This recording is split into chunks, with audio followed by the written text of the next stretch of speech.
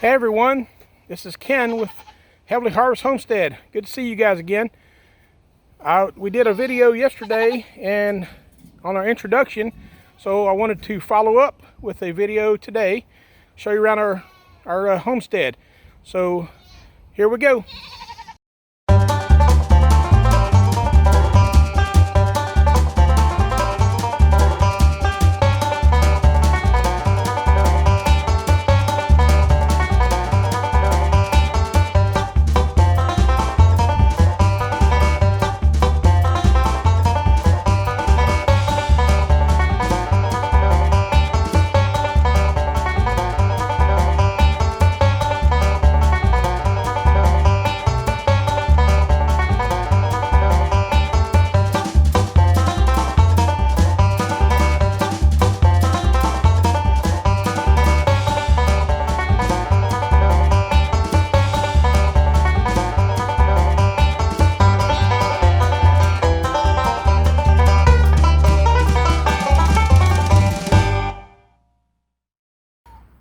All right, so this is what our main chicken yard is.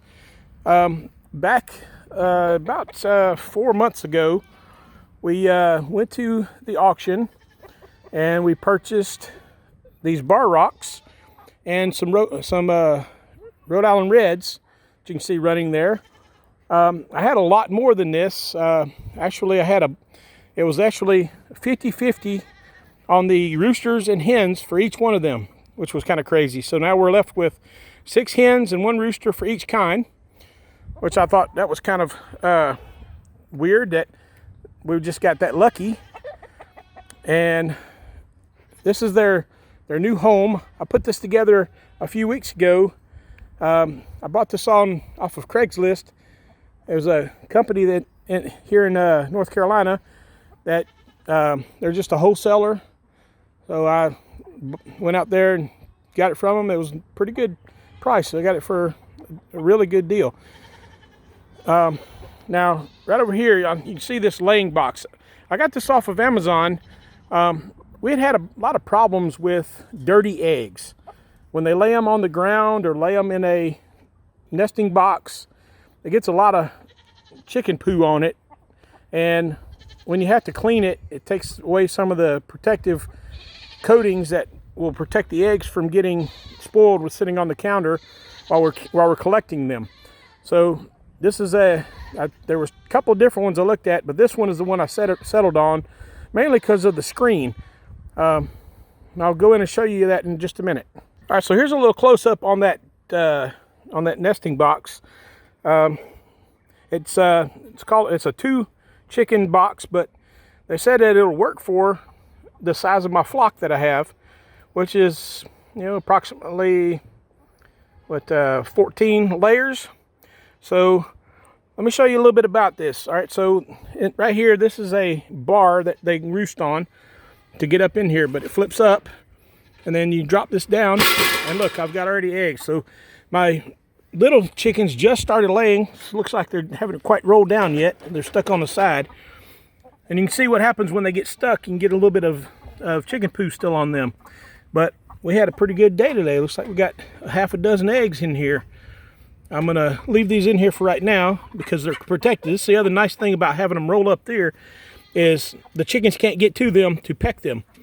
So protects the eggs from hungry chickens, I guess, because they get a little bit aggressive sometimes, and when they get used to pecking eggs, they will never stop.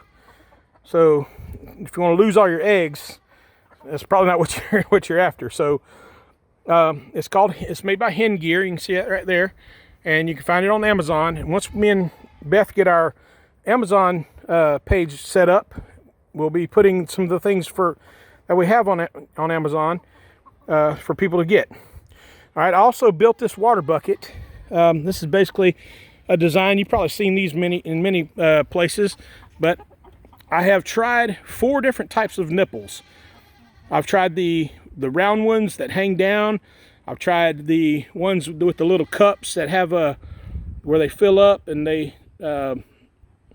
peck at to fill up, and then I had the other ones with the little floats in them. And every single one of them over time would eventually start to leak. These, however, I have not had a single problem with. The chickens adapted really quickly to them. They, you go up and peck, and you can see, I'll just show you right quick. So when they peck here, this little tray fills up with water, and they can drink the water, but it doesn't spill out all over the ground. And then I also built this feeder. I got this idea from Kevin with Living Traditions Homestead. He has one similar to this in his chicken yard. And what we do is I take every couple weeks, well, actually about once a month, I go to the feed store and I buy 150 pounds of food to go in here. So this is our chicken food, and I'm gonna talk to you about this chicken food a little bit later, but I wanna show you what it looks like inside. Now this much feed will last them probably about a month, maybe more. And one thing is nice, even though you see there's a lot of it on the ground, they really don't throw a whole lot of it out. This is probably, majority of this is probably when I first put this in here. I had some residue in the bag that I didn't know about, and I think I spilled it on the ground. So that's a good thing about it. They don't waste a whole lot of food utilizing this particular feeding. And now to set them up a couple of little brooding spots, or excuse me, roasting spots, not brooding spots, roosting spots. I built this just basically out of a piece of pallet. Just leaned it up and they roost here. And then I also built this out of pallet wood as well. This used to be my goat feeder, but my goats kept getting their horns caught in it. So now it's a chicken roosting station. All right, so let me move to the next. All right, so let's start first here with our goats. I've got two different pens of goats. We had to separate them because this little girl right here decided she wanted to fight the other two females. So we separated them. I got one buck. This is our only male. This is Finn. And the little one there is called Honey. Finn is a pygmy and Honey is a Nigerian dwarf. They do pretty good in here. We put them in here to try and mow down some of this grass that was in this little pen here. This used to be my dog cage, but we had to get rid of our dog a while back, so we decided that this would be a good spot to put them in. So let me take you over and show you where our chickens are. All right, so right over here, right, here's the next spot we have, and you can see my ducks here. You probably saw them on the pond yesterday, swimming behind us when we were talking. Little chatty guys. We have, these are two Campbells. We also have a mallard hen. We had a mallard, but I think a fox got him, because we don't house these guys up. We got a big pond, and they love to be on the pond, and it took a little while to get them used to the pond, which is surprising. I thought ducks would naturally be drawn to the water, but I've noticed a lot of other homesteaders have the same problem where their ducks raised from chicks kind of don't want to gravitate to the water. So I don't know what that's about, but it is what it is. All right, over here you notice I've got a couple of more chickens over here. These are my older chickens. These girls are about 4 years old, maybe 3 years old, and they're at the end of their laying cycle. And then I've got my big rooster here. It's called Mac Daddy, and he's my chief rooster. At least he was, until we put him in with the other two roosters over there, and the bar rock took charge and put a whooping on him pretty bad, so I had to put him over here so he could heal back up. So he's in here with our Nubians. These are our two Nubian girls. This is, let's see if I remember right, this one is Pickles, and then this one is called Buttercup. And we got them from a lady right down the road from us, and she had a pretty nice little herd of Nubians, and she was more than gracious to let us take a couple of them off her hands.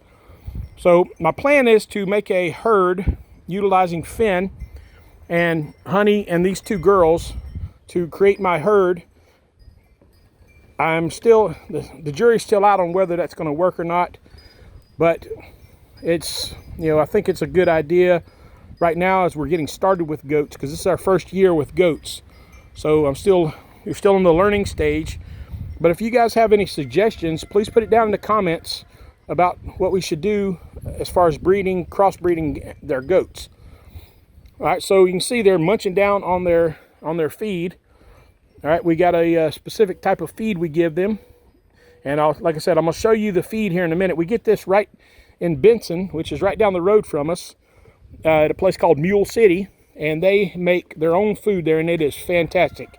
And I hope it's probably the next time I go there, I'm going to talk to the boss, their manager, to see if they can let me do a tour of their plant and give you a little visual of how their plant works. All right, we water them all out of this one bowl. I switched over to this. I used to use ice cream bowls, but I found that this works much better. It keeps the water actually cooler even though it's black, and the goats drink out of it and they don't chew it up like they did the buckets.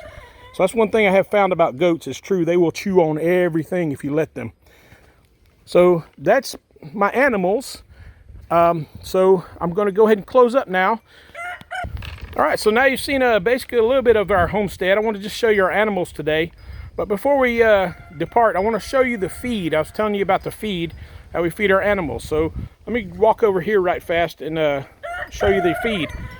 I have a little shed that I built, and when I show you the feed, I'll flip this around so you can see I built a food shed for these guys. I try to keep it off the ground to keep as much extra critters away from it as I possibly can. So I'm gonna flip it around and so I can show you my food shed. All right, so this is the food shed I built. We'll back up here a little bit. I build nearly everything on this homestead from pallet wood or reclaimed wood. I try to save as much money as I possibly can from building, because as you can see, wood is free if you're just willing to go pick it up and take it apart. So everything that you see right here, from the house that the goats sleep in to the food shed, even the shed that my goats are up there, was all built from pallet wood and reclaimed wood. All right, so let me show you inside here what we got going on. All right, so you can see I have a 4-bay system, but right now we are utilizing only 3 bays because I'm trying to save these bags. These bags are really nice and they store up hay and manure really well to help transport it. So that's another thing with the Mule City is we got nice bags. All right, so in this first bin right here, this is what I'm feeding my turkeys right now. Oh, I forgot to show you the turkeys. You may have seen them when we were over the chickens. I'll run over there right quick and give you a look at them. But anyway, this is the turkey feed that I feed them. They're still in the young stage. You can see it's very powdery to some degree, but it's super nutritious. It's called Super Chick, and it's got extra protein and extra nutrients in it to help them really grow and become strong. All right, this is the goat feed, and looks like it's about time for me to go get some more goat feed because they're just about out. You can see, it also is very fine. And one thing I found about this is I thought at first this was going to be a disaster, but they don't waste it. They don't kick it around on the ground. They don't throw it all over the place. They just eat it up. And this is called Super Goat, and it's got some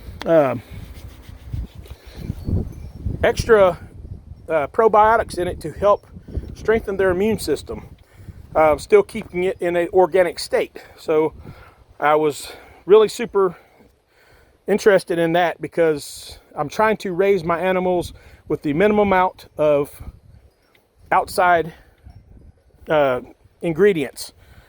And over here, this is the chickens. Now, I'm probably going to end up putting this bin back in there as the weather starts to get yucky here. But you can see it looks very similar to the goat feed, except there's a lot more grain in here. And you got the black sunflower seeds. One thing it also is in the goat feed is molasses. So it is made right there with molasses and helps kind of bind it together so it doesn't go all over the place. Even if the goats kick the bucket around, it doesn't knock out all over the place. All right, so let me run you over here to my turkeys right quick before we get off of here. I have some Royal Palm turkeys. I had 4, but we had a casualty earlier this week. Not sure exactly what happened, but we just came out and she was deceased. So once again, this was kind of a happy circumstance. We got 2 hens and 2 toms, but now I'm left with 2 toms and a hen because, like I said, my other hen met her demise. But you can see these are called Royal Palms, and they have a very similar look to the broad-breasted as far as their color, but you can see the black markings in them. And when the roosters, or excuse me, the roosters spread their feathers, it's a white fan with a black band across it, and I'm looking forward to seeing that because I imagine it's going to be really pretty. All right, so that sums up our tour of the farm today, or the homestead today. I keep saying farm. I tell people that I have a farm, but then they ask me, well, how big's your farm? Oh, it's only an acre and an eighth. So it's not really a farm in the general sense, but I like to say homestead because that's truly what it is. It's a place where we can come and grow our food that will sustain our family, that we can have where we have to do the minimum amount of shopping. So let me flip you back around and I'll close. All right, so I wanted to thank you guys for coming today. Thank you for viewing. Be sure to subscribe to our channel. Share it, please. Like it and hit that bell over there so you see when we put new videos up. Just like everybody else tells you, we can't grow without you. And that's what we rely on, is the people. Because you guys are going to be the ones that are going to make us grow. But mostly, it's not just the people out there. It's who we're touching. And one of the things that's great about YouTube is this is not a American thing. This is not a Japanese thing. It goes worldwide. You can see people all over the world doing the same thing. And homesteading is a big part of our lives, and I want to share it in your life as well. So I want to share my message with you that God is good all the time, and all the time God is good. Thank y'all guys. Love you. God bless.